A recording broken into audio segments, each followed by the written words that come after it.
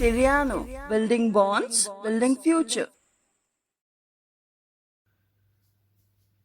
Hello everyone, a very good morning. I Gaurav Singh welcomes you to the platform of Teriano.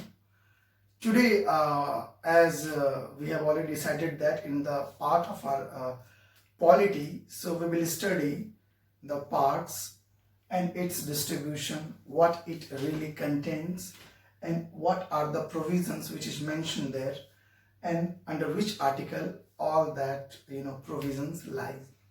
Okay. सो आज हम बात करेंगे कि जो हमारे साथ ये जो इंडियन कॉन्स्टिट्यूशन में जो पार्ट्स है, पार्ट्स का जो हिंदी रूपांतरण है वो है भाग। आप इसको मैं इसलिए हाईलाइट कर दिया क्योंकि आपको ये समझ में आए कि जो important parts of the constitution है उसको मैं आज बताऊंगा आपको कि जो जितने भी कॉम्पिटिटिव एग्जामिनेशन होते हैं, चाहे वो रेलवे की हो, एसएससी की हो या फिर यूपीएससी की हो, या फिर आपको फैक्ट्स को याद रखना है अपने दिमाग में लॉन्ग टाइम के लिए, इसे शॉर्टकट से ना समझें, इसे समझें, डिटेल इंफॉर्मेशन इसकी रखें ताकि आप लॉन्ग टाइम के लिए इसे अपने दिमाग में रख सकें। So for that purpose I decided to make special video for you, और जितने भी हमारे दोस्त प्रिपरेशन कर रहे हैं उनके लिए मैंने ये डिवोट किया इस वीडियो को। नाउ अब इसमें हम ये देखेंगे कि जो पार्ट्स हमारे कॉन्स्टिट्यूशन, जो भाग हैं वो क्या है, उस किस किस पार्ट्स में कौन कौन सा प्रोविजन दिया हुआ है उसके बारे में हम लोग आज पढ़ेंगे। अब यहां पर हम देखते हैं कि जब हम बात करें दिस इज योर पार्ट, वैसे तो आपको पता है कि इंडियन कॉन्स्टिट्यूशन में पार्ट्स जो हैं वो 25 हैं, उसके बाद फिर 22 में जो वेरिएशन है वो as per the time it takes place. लेकिन यहां पर आप इस बात का ख्याल रखें कि जो यूनियन एंड इट्स टेरिटरी है ये पार्ट 1 में रखा गया है। जो हमारा भाग 1 है उसमें यूनियन और टेरिटरी की बात की गई है, समझ रहे हैं, और इसके जो आर्टिकल्स हैं वो 1 to 4 हैं। यानी हमारे संविधान में जो अनुच्छेद जिसको आर्टिकल्स बोलते हैं वो 1 से 4 के बीच है, वो पार्ट 1 में आता है, जिसके अंदर हम लोग ये सीख रहे हैं कि उसमें चर्चा किस विषय वस्तु पर किया गया है। तो वो विषय वस्तु आपके बीच है यूनियन एंड इट्स टेरिटरी, संघ एवं जो टेरिटरी है उसके बारे में, समझ रहे हैं आप। अब बात करते हैं कि ये तो यूनियन की बात करते हैं, यूनियन कम्स फर्स्ट। आपको पता है कि संघ की बात सबसे पहले किया गया संविधान में, क्योंकि जब कोई देश होगा, राज्य होगा, तभी वहां सिटीजनशिप होगा। इसके लिए इन्होंने पार्ट 2 में सिटीजनशिप को रखा है। सिटीजनशिप का मतलब होता है नागरिकता, और नागरिकता में आप ये सीखेंगे कि जो इंडिया में जो सिटीजनशिप है इसकी पूरी detail information if you want to gather it will be there written in the part 2 of the Indian constitution. As I have already mention that कि उसमें जो 5 to 11 हमारा है वो जो है हमारा आर्टिकल्स में है। Means 1 to 4 you must have to understand about 1 to 4 it tells about the union and its territory, और 5 से जो 11 हमारे बीच है ये सिटीजनशिप की बात करता है। आपको पता है कि नागरिकता भारत के लिए कितनी अहम मुद्दा आज बन चुकी है। अगर आप इसको करंट सिनेरियो से भी ऐड करेंगे तो भी आपको ये लगेगा कि ये 100% एग्जाम में पूछे जाते हैं। जैसे मान लीजिए एग्जाम में से पूछा जा सकता है कि पार्ट 2 में किसकी चर्चा की गई, तो एट दैट टाइम अगर आपने पढ़ा है, अगर याद है आपको, तो आप बता सकते हैं कि इसमें सिटीजनशिप की चर्चा की गई। अगर बोल दिया जाए सिटीजनशिप की चर्चा भारतीय संविधान में किस अनुच्छेद के बीच की गई है, तो 5 to 11, यानी आपको समझने में कोई भी दिक्कत नहीं होगी, इट्स माय गारंटी। बस आप इस वीडियो को ध्यान से देखें, समझें, और अगर दिक्कत हो तो कमेंट बॉक्स में आप डालें। हम इसको और भी अच्छी रेक्टिफिकेशन से और भी अच्छे वीडियो में इंप्रूव करने की कोशिश करेंगे।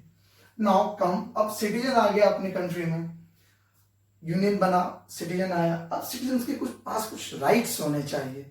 जैसे सपोज आप मानिए कि अगर कोई पुलिस है तो पुलिस कर्मचारी जो भी होते हैं उनके पास कुछ राइट्स होते हैं, जैसे रेवेन्यू राइट्स रेवेन्यू ऑफिसर के पास होते हैं, जजेस को जुडिशरी पावर दिया जाता है, एग्जीक्यूटिव को एग्जीक्यूटिव पावर। उसी तरह सिटीजन के पास क्या है, फंडामेंटल राइट्स।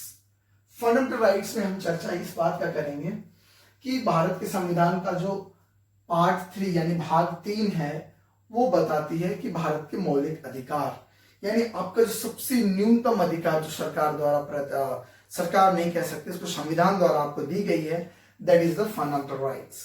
अभी सवाल आता है फंडामेंटल राइट्स भारतीय संविधान के किस आर्टिकल्स के बीच लाई करता है, तो 12 to 35 समझ रहे हैं आप हमारी।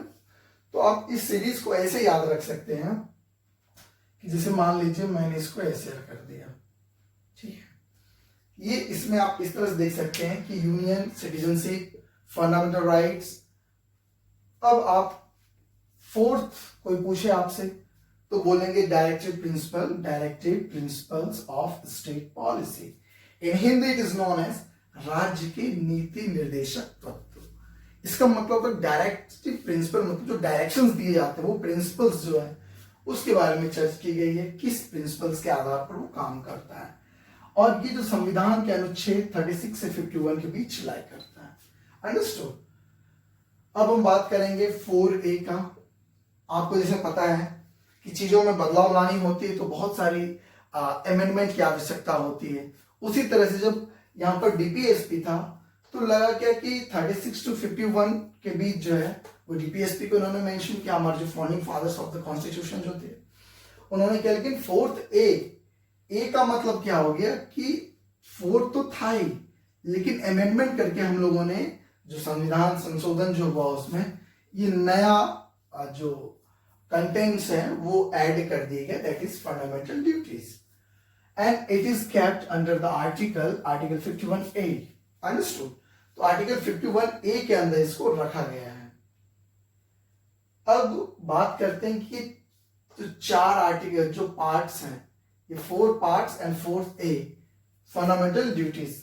यहां तक हम समझ चुके हैं कि पहला जो बात करता है यूनियन एंड इट्स टेरिटरी, समझ रहे हैं आप, 1 to 4। अब 5 to 11 जो है वो पार्ट 2 दैट इज सिटीजनशिप कर रही है। तीसरी कर रही है आपकी फंडामेंटल राइट्स। चौथी जो है अपनी वो directive principle of state policy दिया हुआ 36 से 51। फिर 4A जो अमेंडमेंट हुआ it lies under 51A। Understood. तो आप एक कोड में इसको याद रखें एक तरफ से, ताकि आपके दिमाग में आएगी कि 4A तक का जो प्रोविजंस है वो प्रोविजन जो है हमारे पास संविधान में दिया गया है। अंडरस्टूड। नाउ अब अगला पार्ट हम डिवाइड करेंगे, इट इज 5 to 8। 5 to 8 में हम ये देखेंगे कि फर्स्ट जो है means first part, sorry 5th part जो आपके साथ है वो बात करता है द यूनियन यानी सेंटर की बात करती है, संघ की बात करती है। सेंटर की जो चीजें हैं उसको आप समझ सकते हैं किस किस आर्टिकल के बीच में, article 52 to article 151। Understood. So this is there. लेकिन फिर जब हम बात करते हैं कि पार्ट 6 में क्या है, तो आपको पता है सेंटर के बाद डिवाइड हुआ इसका स्टेट्स यानी केंद्र, फिर राज्य की बात। तो स्टेट की बात जो करते हैं आर्टिकल 152 टू 237, 152 से लेकर के 237 तक के बीच की बात जो करते हैं, तो इस आर्टिकल के बीच में हम जान सकते हैं कि स्टेट के बारे में क्या बातें हुई है, उसमें क्या क्या चीजें मेंशन हुई है। अंडरस्टूड। यूनियन के बारे में कि केंद्र के बारे में जो जानकारी 52 से 151 के बीच हम पढ़ते हैं। अंडरस्टूड। चाहे वो लोकसभा और राज्यसभा, वो भी हम इसके यूनियन के बीच में पढ़ेंगे। इसमें एमएलए एमएलसी के बारे में पढ़ते हैं। अंडरस्टूड। अब हम 7th की बात करेंगे। As you know states in the B part of the first schedule. First schedule ये वाला था यूनियन टेरिटरीज का, जो बी पार्ट था इसको क्या किया गया कि इन द 7th अमेंडमेंट, 7वां अमेंडमेंट संशोधन हुआ, उसमें इसको क्या किया, रिपील्ड कर दिया गया। अंडरस्टूड। तो रिपील्ड करके इसको हटा दिया गया। तो जैसा कि आपको पता है ये हटा देने के बाद इसमें कोई आर्टिकल की आवश्यकता पड़ेगी ही नहीं। अब चलते हैं हम लोग 8th। जो हमारा 8th है वो क्या है कि the union territories. Union territories का मतलब क्या हो गया, केंद्र शासित राज्य। Means the territories which is administered by the centre और द यूनियन। अब जैसे कि आपको पता है कि अभी के समय में अपने पास लगभग 9 यूटीज हैं और 28 स्टेट्स हैं। तो वो जो 9 यूटीज हैं that is administered by the union territories. और इसकी जो आर्टिकल्स है, कहाँ इसकी जानकारी हमें मिलेगी? Articles 239 to 242। मैं इस तरह से इसलिए आपको बता रहा हूं कि यूनियन और टेरिटरीज को इस तरह बता रहा हूं इस पूरे पार्ट्स को, क्योंकि आपको अगर ये याद रहेगा तो आप हो सकता है कि अगर यूपीएससी के मेंस पेपर लिख रहे हो तो वहां पर आपको डिटेल्स इंफॉर्मेशन देगा कि अब क्या आपने पढ़ा, इसको कैसे आप मेंशन करेंगे। अगर आप स्टेट पब्लिक सर्विस कमीशन की प्रिपरेशन कर रहे हो तो आपको वहां भी मदद मिलेगी कि आपने जो पढ़ा है उसका यूटिलिटी क्या है। जैसे सपोज आपको मैंने बता दिया कि इंडिया 1947 में आजाद हो गया, तो आपको ये चीजें याद है कि आजाद तो भारत हुआ लेकिन कब हुआ ये पता नहीं है, और आप ये अगर लिखते हैं कि भारत आजाद हो गया तो अच्छी बात है, लेकिन अगर आप उसमें थोड़ा सा फैक्ट्स एंड फिगर्स डालेंगे तो ये थोड़ा कहीं ना कहीं मुझे लगता है कि उस पर एक पॉजिटिव इंपैक्ट आएगा और आपके स्कोरिंग में ये फायदा करेगा। तो हम अभी तक ये देखे कि जो हमारा 8th तक जो हमने पार्ट्स देखे उसमें हमें ये पता चला कि किस तरह से सजाए हुए क्रम में चीजों को कॉन्स्टिट्यूशन में मेंशन किया गया है। अब हम इससे आगे बढ़ते हैं।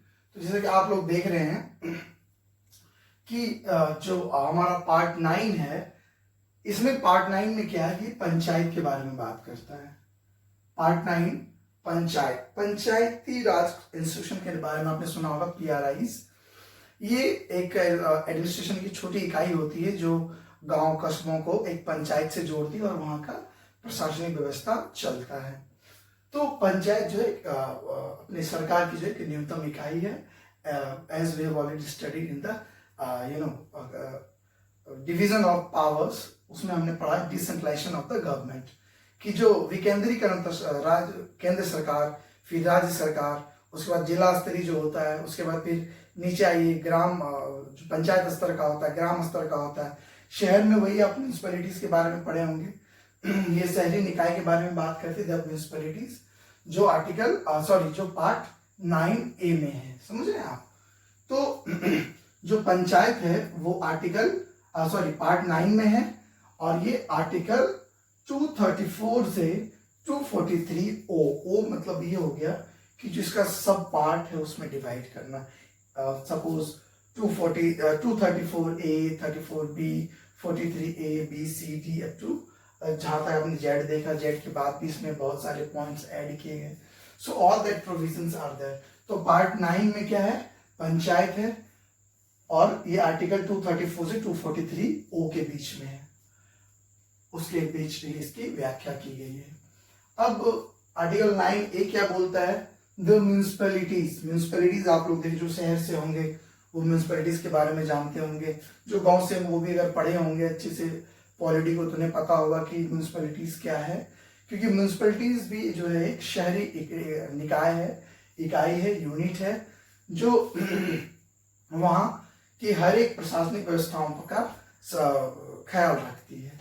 इसकी जो चर्चा की गई है वो आर्टिकल 243P से लेकर के 243ZG तक, यानी इसका जो क्लासिफिकेशन है वो ZG तक किया गया। Understood? So article 9A। Article 9B जो है हमारा, ये हमारा कोऑपरेटिव सोसाइटी का, इसका मतलब ये तीनों को हम एक साथ पढ़ सकते हैं। अंडरस्टूड? ये कोऑपरेटिव सोसाइटी, ये भी एक छोटी इकाई होती है जो अपना एक सोसाइटी एक्ट के अंदर होता है, और ये आर्टिकल 243Z एक्ट और 243ZT के बीच में इसकी चर्चा की गई है। अब हम देखते हैं कि कोऑपरेटिव सोसाइटी जो है वो आर्टिकल 9B में। अब आप पूछेंगे सर ये 9 है, ये 9A 9B कैसे हो गया? तो 9A जो है वो पंचायत के बारे में बात कर रहा था, फिर संविधान में संशोधन होकर के म्यूनिसिपैलिटीज 9A के बीच रखा गया, 9B में द कोऑपरेटिव सोसाइटी को भी रखा गया। तो ये जो पार्ट्स हैं इसको जो है डिवाइड करके और सब क्लासिफाई करके इसमें रखा गया। अब हम पढ़ेंगे 10 और 11 को एक साथ। जो अपना पार्ट 10 है ये बता रहा है कि scheduled and tribal areas, means कि 10 जो है आपको पता है कि शेड्यूल और ट्राइब्स क्या होते हैं। वो एक जो जंगलों में रहते हैं, जिनका जो सामान्य जीवन से स्त्रीकरण उनका कहीं ना कहीं निम्न होता है, वो शेड्यूल्ड एंड ट्राइबल जो होते हैं उनको शेड्यूल्ड किया गया, उनको मतलब एक अनुसूचित बोलते हैं, अनुसूची के अंदर रखा गया, मीन्स विद सम स्टेटस इनको दिया गया है संविधान में। तो इसमें 244 से 244A के बीच इनकी चर्चा की गई है, समझ रहे हैं। तो ये कहाँ है, अपना पार्ट 10 की बात कर रहा हूं मैं। वहीं पे अगर मैं बात करूं पार्ट 11 क्या है, तो this is the relationship between the union and the state.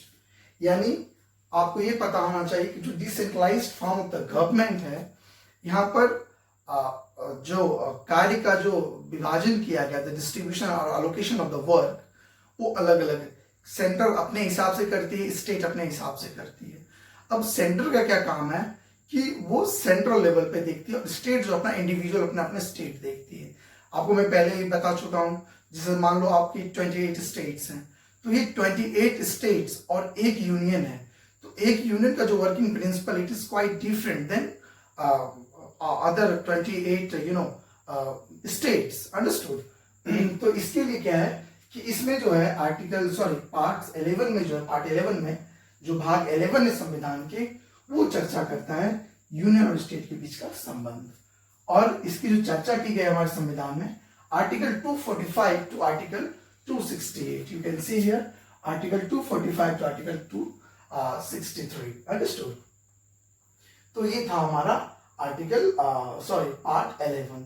अब हम बात करेंगे पार्ट 15 की।